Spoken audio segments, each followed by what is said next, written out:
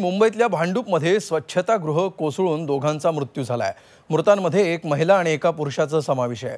बाबूलाल देवासी आणि लाभूबेन जेठवा अशी मृतांची नावे आहेत। हे दोन्ही मृतदेह अद्याप बाहेर काढण्यात आलेले नाहीत। या ढिगाऱ्याखाली आणखी एक जण अडकला असण्याची भीती व्यक्त होती आहे। अग्निशमन दल आणि एनडीआरएफची टीम घटनास्थळी दाखल झालेली आहे। सकाळच्या सुमारास भांडूपमधल्या टँक रोड परिसरात हे स्वच्छतागृह कोसळलं आहे।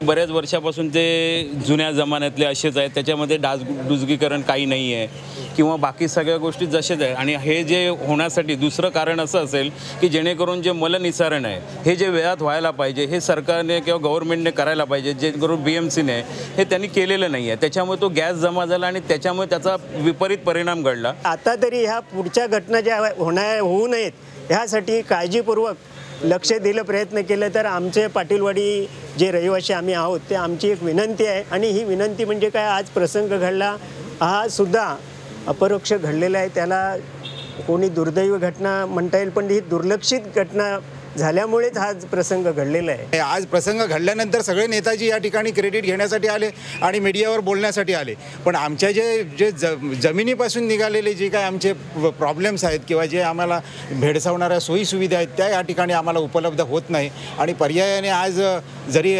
शासन या ठिकाणी सुविधा असूनसुद्धा या सुविधापासून आम्ही वंचित आहोत। झी 24 तास रहा एक पाऊल पुढे।